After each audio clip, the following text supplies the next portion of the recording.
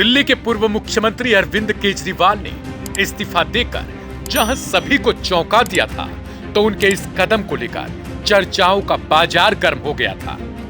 ऐसे में सवाल है कि उन्होंने इस्तीफा देकर उस अग्नि परीक्षा की बात क्यों की और आखिर वो अग्नि परीक्षा क्या है? आखिर केजरीवाल ने अचानक से क्यों दिया इस्तीफा?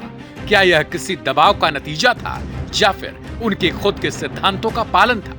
आखिर केजरीवाल किस अग्नि परीक्षा के लिए तैयार हैं, जिस मंच से वो लगातार त्याग और परिश्रम की बात कर रहे हैं? क्या सत्ता में होने से ज्यादा महत्वपूर्ण है केजरीवाल की जनता के प्रति जवाबदेही, जिसका वो मंचों से जिक्र करते नजर आते हैं? पिछले कुछ दिनों से देश की राजधानी और राजनीतिक सत्ता का केंद्र कहे जाने वाली दिल्ली ने न केवल राजनीतिक गलियारों की चर्चाएं बढ़ाई हैं, बल्कि देश के सियासी खेल के इतिहास में एक नया अध्याय जोड़ दिया है, और वो है अग्नि परीक्षा वाला अध्याय, जिसे आम आदमी पार्टी लगातार दोहराती नजर आई है। सबसे पहले सुनते हैं उस इस्तीफे का ऐलान करते समय आखिर उन्होंने जिस अग्नि परीक्षा और त्याग की बात कही थी, उसमें उन्होंने क्या कुछ कहा था, सुनिए।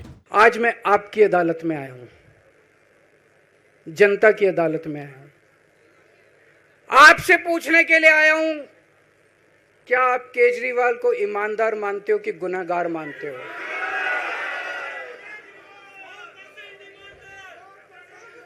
मैं दिल्ली की जनता से पूछना चाहता हूं, मैं देश की जनता से पूछना चाहता हूं कि क्या केजरीवाल ईमानदार है कि गुनहगार है? दोस्तों, 2 दिन के बाद, आज से 2 दिन के बाद मैं सीएम की कुर्सी से इस्तीफा देने जा रहा हूं।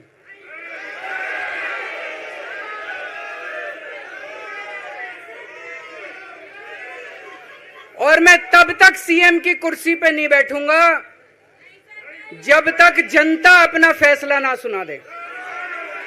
मैं जनता के बीच में जाऊंगा, गली गली में जाऊंगा, घर घर में जाऊंगा, और जब तक जनता अपना फैसला ना सुना दे कि केजरीवाल ईमानदार है, तब तक मैं सीएम की कुर्सी के ऊपर नहीं बैठूंगा।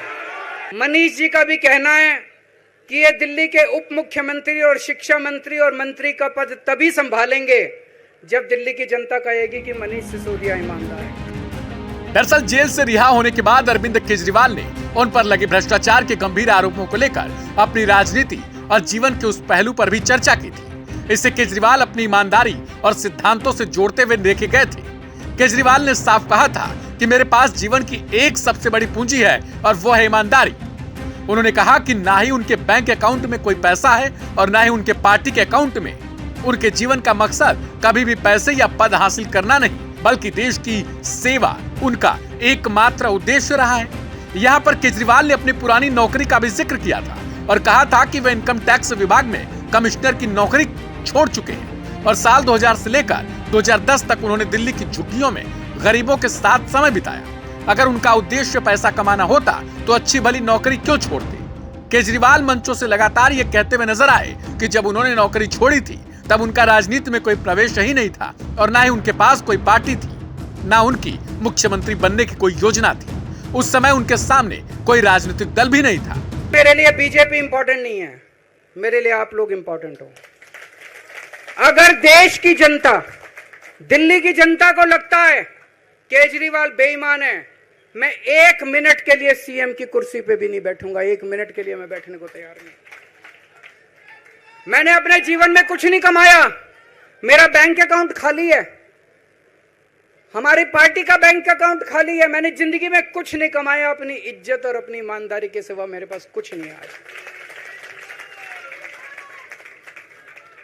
इनकम टैक्स में कमिश्नर की नौकरी करता था, 2000 में नौकरी छोड़ के सन 2000 से 2010 तक 10 साल मैंने दिल्ली की झुग्गियों के अंदर बिताए हैं। कुछ महीने दिल्ली की झुग्गियों में जाके रहा मैं, झुग्गी के अंदर, नंद नगरी, सुंदर नगरी की झुग्गियों के अंदर मैंने गली गली में खाक छानी है कि गरीब आदमी रहता कैसे, उसके घर का गुजारा कैसे चलता है। अगर पैसे कमाने हो तो इनकम टैक्स कमिश्नर की नौकरी बुरी नहीं थी। और जब मैंने नौकरी छोड़ी थी तब कोई पार्टी नहीं थी, कुछ नहीं थी। ऐसा नहीं था कि उस टाइम ये था मुख्यमंत्री बनने चला था या कोई पार्टी, कुछ नहीं था, कोई भविष्य नहीं था। केवल देश के लिए जुनून था कि देश के लिए कुछ करना है। देश के लिए कुछ करने आए। 49 दिन की सरकार के बाद इस्तीफा दिया था, अपने असूलों के लिए इस्तीफा दिया था। किसी ने इस्तीफा मांगा नहीं था, अपने आप इस्तीफा दिया था। आज के तारीख में, आज के जमाने में कोई अपनी चपरासी की नौकरी नहीं छोड़ता। मैंने मुख्यमंत्री की कुर्सी छोड़ी थी, अपने आप छोड़ी थी। ना पद का लालच है, ना दौलत का लालच है, केवल देश के लिए कुछ करने का जुनून है, देश के लिए कुछ करने के लिए आए हैं। अब सवाल यह उठता है कि केजरीवाल का यह बयान क्या दर्शाता है? क्या उनकी ईमानदारी का प्रमाण है इस्तीफा, या फिर उनके विरोधियों की आलोचना को जवाब देने के लिए यह रणनीति थी?